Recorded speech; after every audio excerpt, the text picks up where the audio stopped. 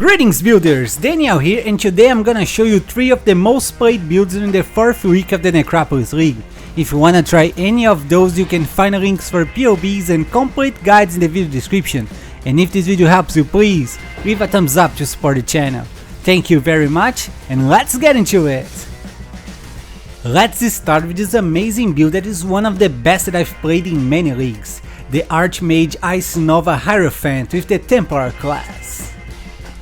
This build stacks as much mana as possible to take advantage of the Archamge support gem that grants up to 19% of your mana as extra lightning damage. The skill of choice was the Transfigured gem Ice Nova of Frostbolts that deals a lot more damage when casted near a Frostbolt. And to make things smoother, we're using the Kitava's helmet to automatically cast the Frostbolts for us. To visit the pros of this build, I would start with its boss damage. All of those overlapping Ice Novas on countless Frostbolts cause bosses to die like simple monsters. The clear speed is awesome as well. With the help of Frostblink of Wintry Blast, we can zoom through maps very fast while casting Ice Novas in all directions. It's just amazing. Now to visit the cons, I'll start saying that this build isn't cheap. It needs a few Divine Orbs to work properly. Another issue is that you must have extra mana in all pieces of equipment, and that might make the gearing process a little harder. Now talking about the budget, as mentioned before, this build isn't cheap. You need to invest at least 10 Divine Orbs to make it work. Don't forget that on PoEbuilds.net you can find a list with all the equipment that you need to buy for this build, with direct links for examples being sold by other players. You only need 2 mandatory unique items for this build. The first and most important is the Kitava's helmet that triggers socketed gems when you use at least 100 mana in one cast. This makes the Frostbolts needed to be casted automatically for a lot smoother clear speed.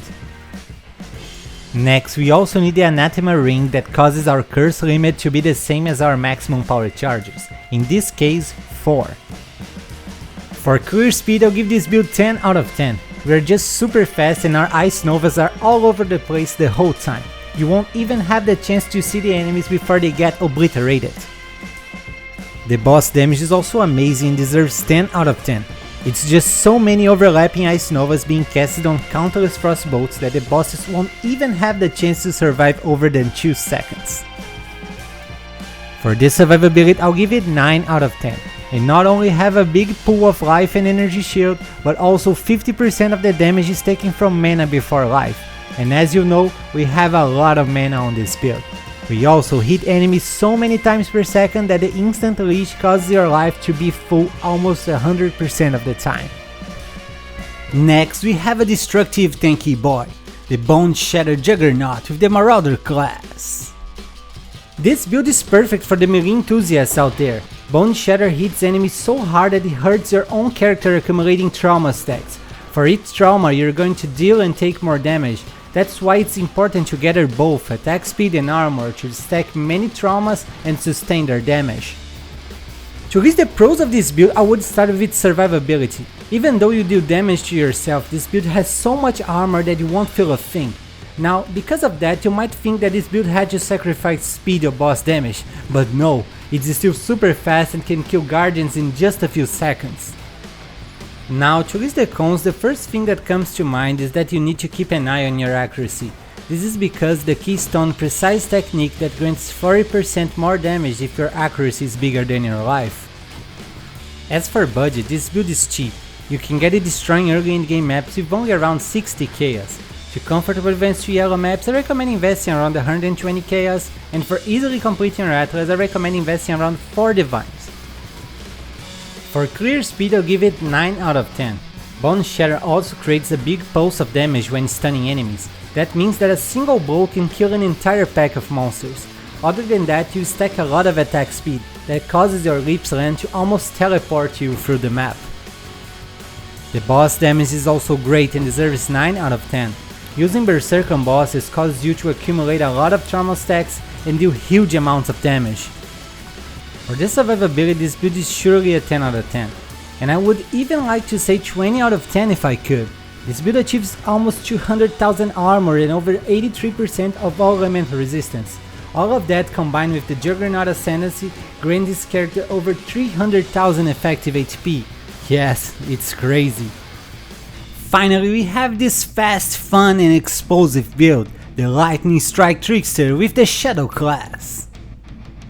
Lightning Strike is an awesome skill that used to be on top of the meta, but went down after a couple of nerfs.